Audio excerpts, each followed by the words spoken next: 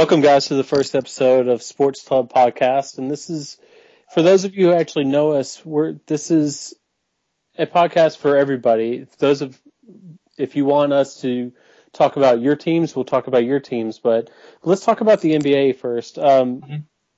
Bryce, let me hear about Steph Curry. Steph Curry's been on a roll lately. Yeah, he's really been on a tear. The past 4 games, he scored 38, 54, 25, and 30. He's been averaging about 23 points per game the whole season, but really the last week and a half, he's really stepped it up. He's been shooting 54% from beyond the 3-point line in those 4 games, and he's really carried his team. Unfortunately, in all 4 of those games, they've only won one of the games. So they're only 1-3 in that. But the only reason the Golden State Warriors are even being talked about this year, obviously not for playoff contention, but it's because Steph Curry has just been a man possessed. He's played really well for a team full of nobodies.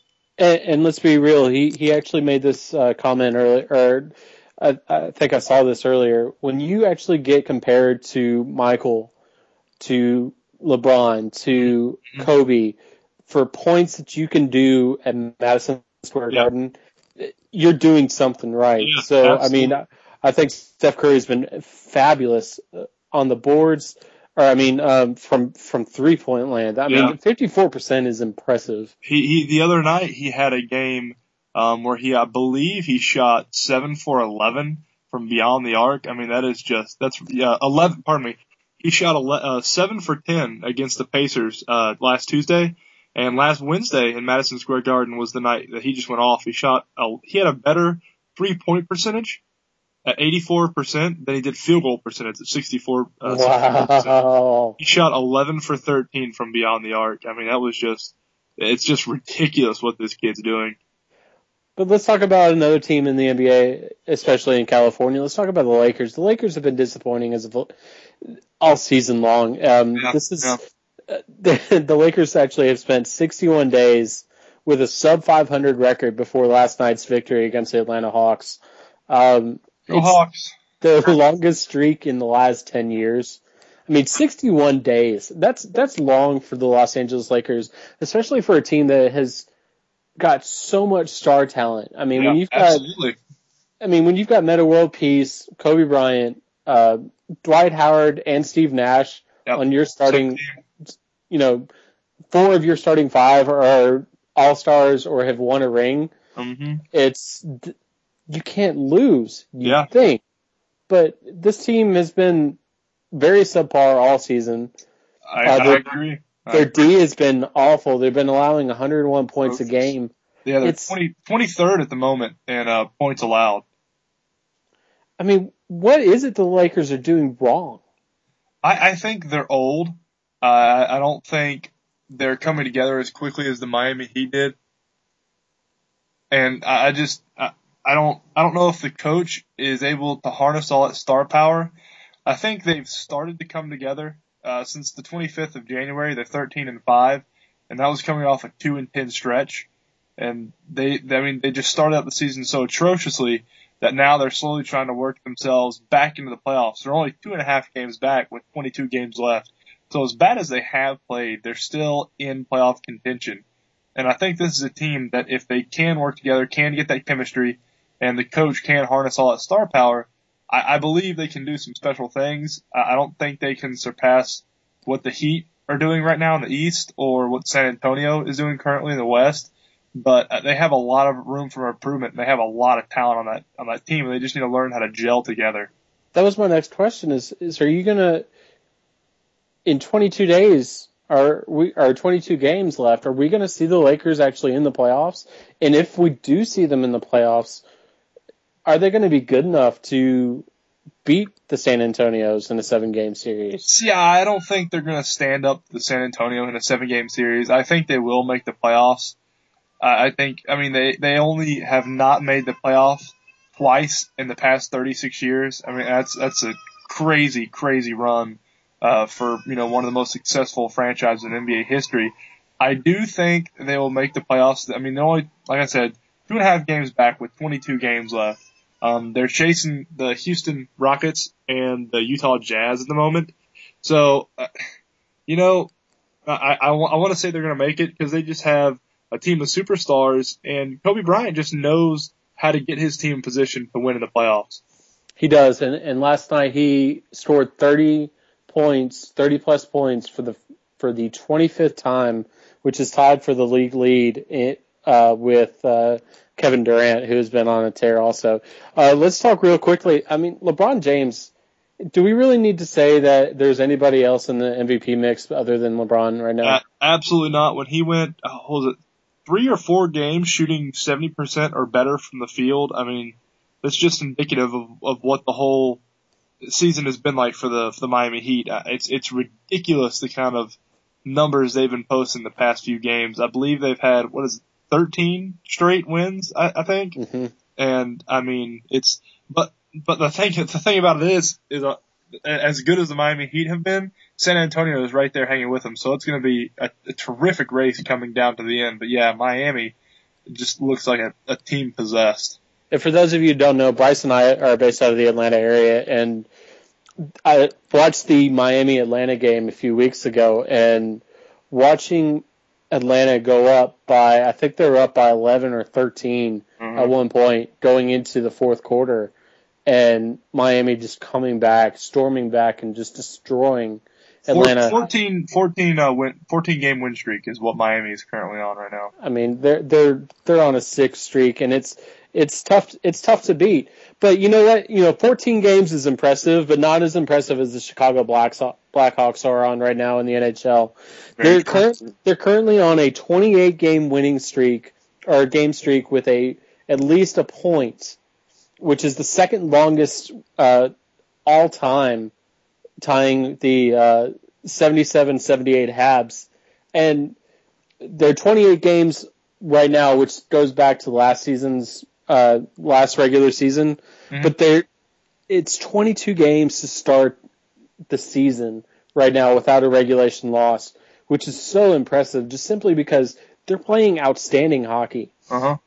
Corey Crawford in goal. Between Corey Crawford, he's been hurt a few games.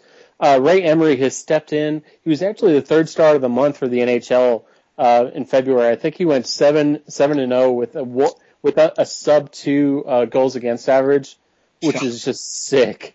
But when you have that kind of goaltending going for you, you're going to be incredibly hard to beat. Yeah, if you don't allow goals, it makes it even harder for you to lose. Especially when you've got a set of forwards like the Blackhawks do, when you can roll 4 lines as well. They're currently up in their division by 14 points, which, if you really think about it, the second place team has to win 7 straight, and the Hawks have to lose 7 straight in order for them to just catch up to the Hawks. That is ridiculous. And in those 22 straight games this year without a regulation loss, you say that, and some people could think, okay, well, without a regulation loss, they might have lost in overtime or a shootout. Well, within those 22 games, they've only had 3 losses completely. They've only lost 3 games. And it's all been in shootout. Yeah. Yep. The Hawks have not lost in an overtime period. It's always gone to a shootout if we lose, which has just been stupid good because, I mean, it helps when you're a Hawks fan because it's been a very, very good season for us.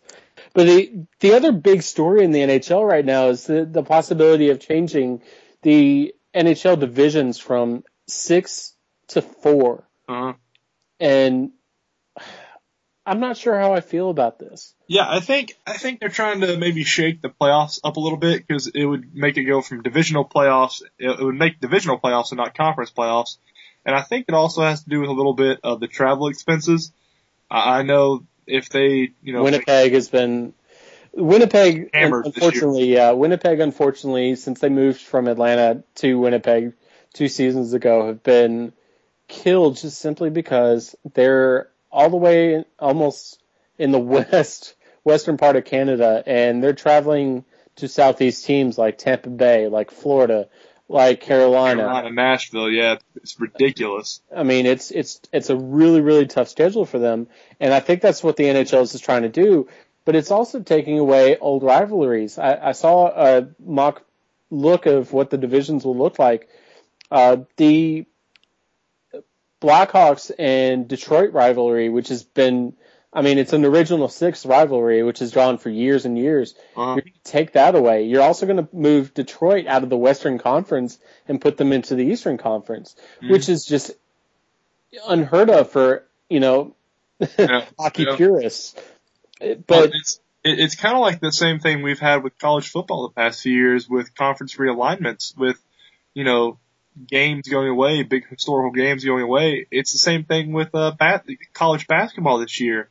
Syracuse and UConn. So last time they're going to play in a conference game because they're changing conferences, and it seems like the more governing bodies of sports, whatever sport it is, whatever organized sport it is, the more they try to streamline and save money, the more of these big matchups and big time historical games we're going to lose. Well, spring practice has started in college football. I know I was listening to some local radio here the other day, and Mark Richt here for the University of Georgia sounds really excited, saying that he said there's not much difference between the ones and twos. Both again, for those of you who don't know, Bryce and I are both huge Ohio State fans. Yeah. So we really don't get a chance to hear much on local radio other than people badgering the Big Ten and all that kind of thing. But it's amazing, Bryce, and you're going to have to back me up on this, but it's amazing how many people bash the Big Ten during football season, but the Big Ten's pretty incredible during basketball season, don't you think? I agree. This year the Big Ten has been the power conference. I don't think there's any denying that. I think the ACC is very top heavy, but I think from top to bottom, the Big Ten this year is just simply amazing. I mean, you have Indiana, Michigan, Michigan State, Ohio State, Purdue, Wisconsin, Illinois. All these teams can take down pretty much any team in the top 15 or 20 on any given night. I mean, the talent level that the Big Ten has this year in basketball is just tremendous. And you're looking at a possibility of the best conference player. It's almost a toss-up when you've got Dre Burke over at Michigan, and when you've got Deshaun Thomas, who's leading the Big Ten in scoring. Yep. Plus, the big man over in Indiana. Yep. I mean, it's really, really top to bottom, probably one of the best conferences in America. It is a very, very solid basketball conference. Which means here coming up very soon at the United Center in Chicago when they had the Big Ten championship, it's going to be, I think more people will tune in to watch that than they would the Big East tournament. Oh, especially this year. I would completely agree. Staying on college basketball, staying on that topic, how do you feel about the storming of the court? I know that was a big thing when Virginia beat Duke last week. Coach K had some words with the Virginia fan that ran on the court. What are your views on the storming of the court after a college basketball game? I have no problem with it as long as you're not going to injure anybody. Yeah. If you're not, make sure that the other team is at least out of your way before you just completely storm the court. Yep. Let me just say this. If you're going to do that, you're going to take your own risks. Okay. Yep. You're going to run out to the court and you may get pushed and you may get shoved and you may get thrown on the ground. Mm-hmm. You're going to take the risk to actually go out there and celebrate with your team that just, defeated a top 25 team. That's the whole reason you do it. But if you get thrown on the ground, I don't want to hear you crying about it. Yeah. Now, I don't really think Coach K has a valid point on this, to be honest with you. I mean, he just lost to a okay Virginia team. They're not great. Yeah. They're a solid team, but they're not good. Yeah, I agree. Duke should have beat them. Duke should have handled them. Absolutely. And I mean, there's so much parity in college basketball right now that, I mean, we're looking at a possibility of having Gonzaga as the number one team in the nation right now. They are the number one team in the nation. Which is first time in the history of Gonzaga that they have ever been number one. Anything. Yeah. Yeah. But Gonzaga is good. Gonzaga is very good this year. Do you think they could cut down the nets in April? I don't think they have enough depth, honestly. I don't think they have enough depth, and I don't think they have enough height. They're a very fast team, but they're very shallow. I see them going maybe the Sweet 16 or the Elite 8. I don't see them going to the Final Four, the championship, or even winning it. another big topic, especially now in Braves country here in Atlanta. We're talking spring training and not only spring training, but it's kind of a longer spring training just simply because of the World Baseball Classic, which is starting up and has started up this week, right? Yes, they've already played. Pool A and Pool B have already played 2 games apiece for each team. And I'm looking at some stats right here. Cuba, Japan, and Chinese Taipei are already 2-0. Yep. I know that I haven't really been following it very much, but I know that a few Braves are going. But can you hate on some of the players for just saying, thanks, country, but I'm going to stick with the team that I'm working for right now? No, I don't blame them at all. I think the WBC is something for the younger players just to get out there and get some experience. I know Kimbrel for the Braves is going and Drelton Simmons, both really young guys. I think it's one of those things that you go out and you want to do when you're a young kid, but when you're a savvy veteran, you really have to look. I mean, it's a 162 game season. And as much as people like to say baseball players aren't athletes, that's a very, very grinding schedule. I mean, you could play one and a half weeks of games straight and not have a day off. I think if you want to save yourself the season and save yourself play the sport and the respect that you actually get paid for and not play for your country, I don't see any shame in that whatsoever. It's your own choice. It's your own life. I don't understand. You know, if you want to play for the USA and the WBC, terrific. Go play. If you don't, that's your prerogative as well. You're a professional athlete. You know, your body is how you make your money.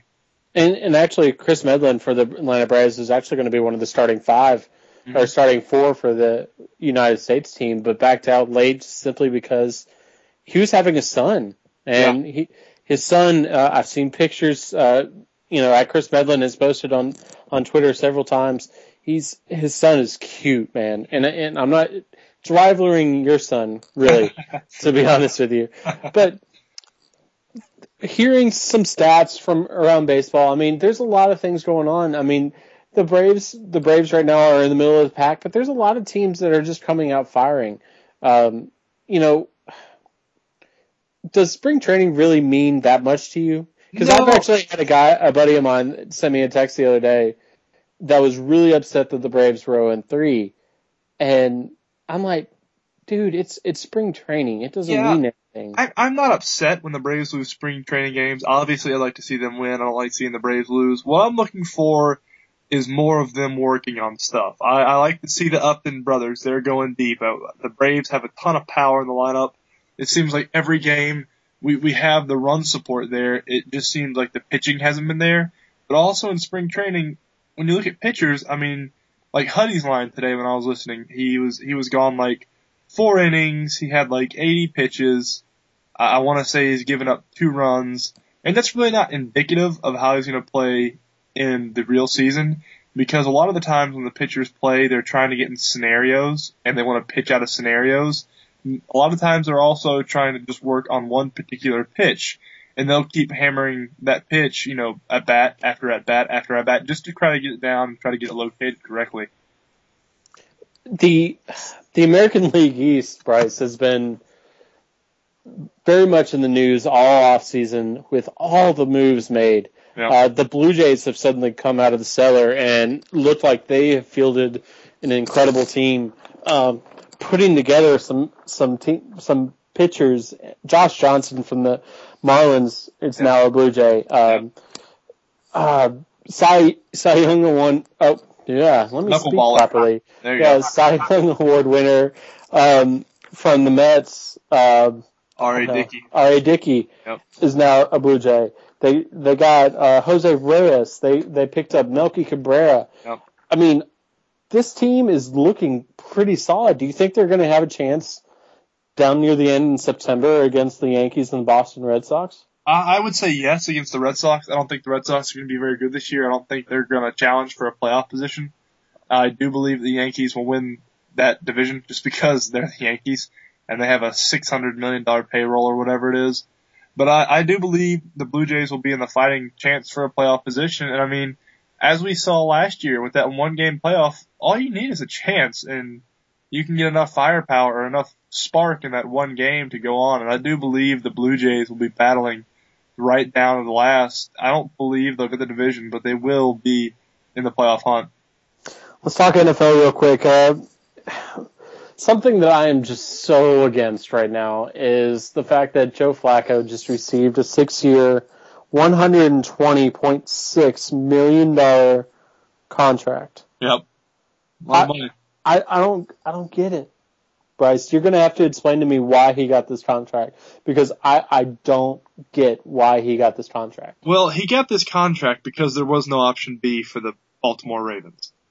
Flacco was a free agent this year. They were either going to have to re-sign him or let him go. And you're not going to let him go. Flacco just won a Super Bowl. He's been phenomenal in the playoff games he's been in. I mean, if you look at his stats, I believe he's thrown 12 touchdowns and 1 or 2 picks or something of that nature. It was Flacco's. There could not have been a better scenario for Joe Flacco this season.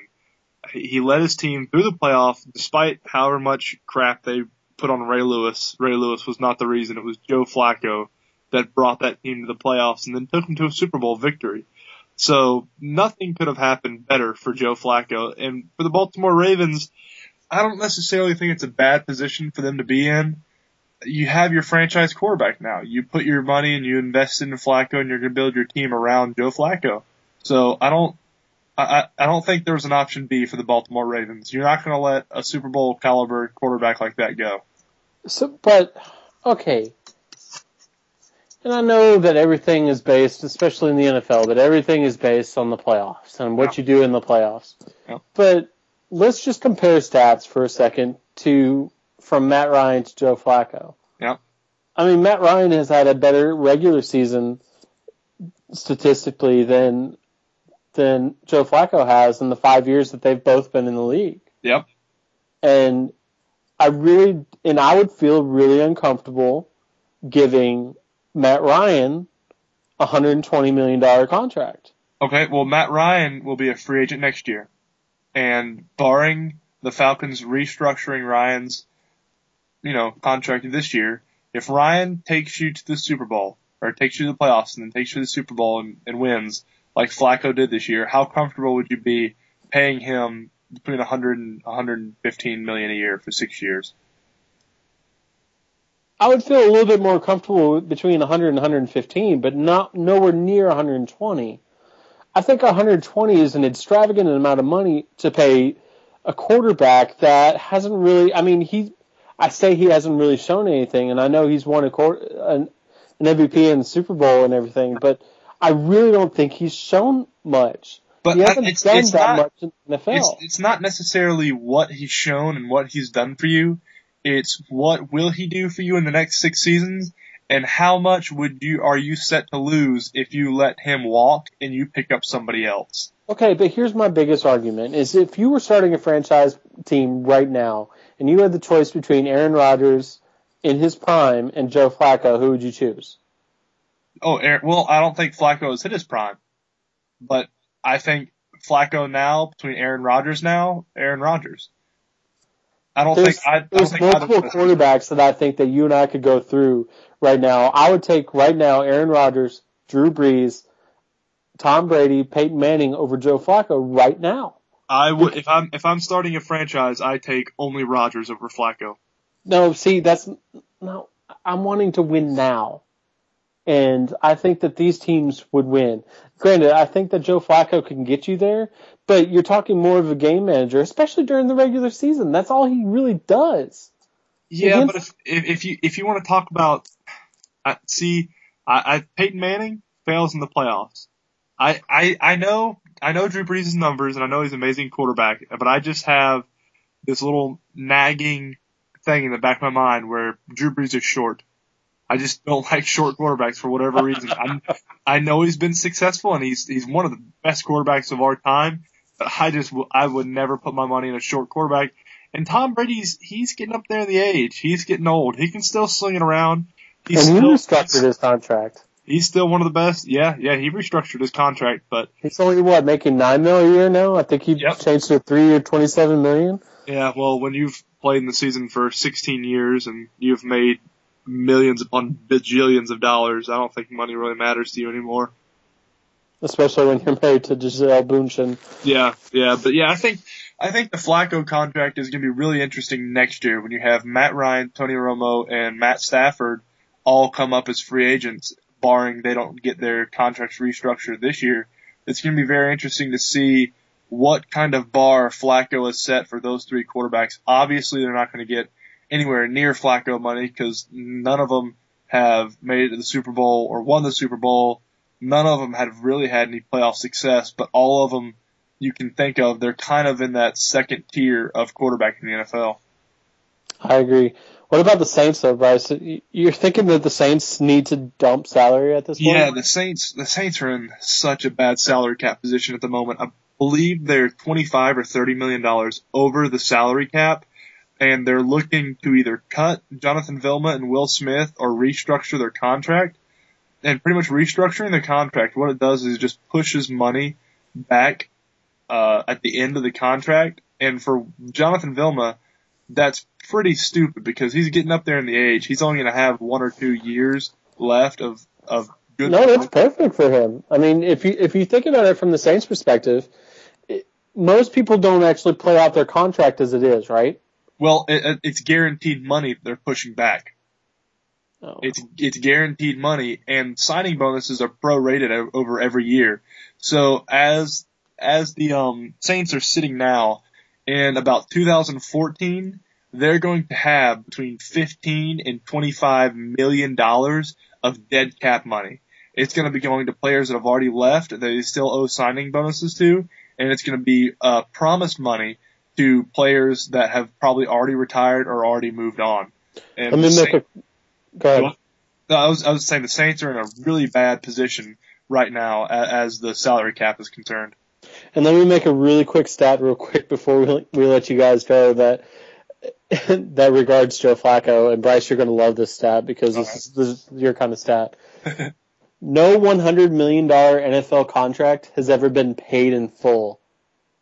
I read that too. I believe there's 3 active right now in the NFL. There's of the 8 that are finished, Brett Favre came the closest at $55 million. Golly.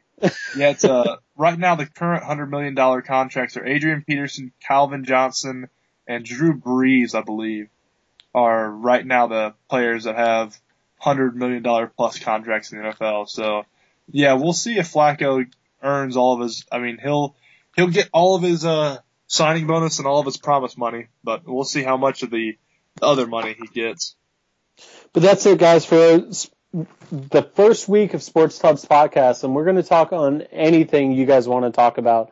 Yeah, definitely let us know if you have a favorite team or a favorite sport or a favorite player that you want to hear us, kind of analyze or break down, just talk more about. Just let us know.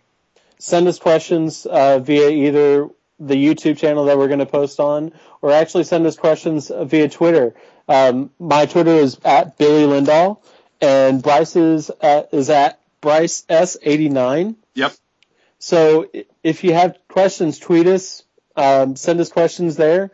If not, guys, we're going to keep doing this until we deem fit. Okay. So, we hope to hear from you guys and hear positive feedback. We'll even take negative feedback at this point, but just any feedback. But for Bryce, I'm Billy, guys, and I hope you guys tune in till next week. See ya.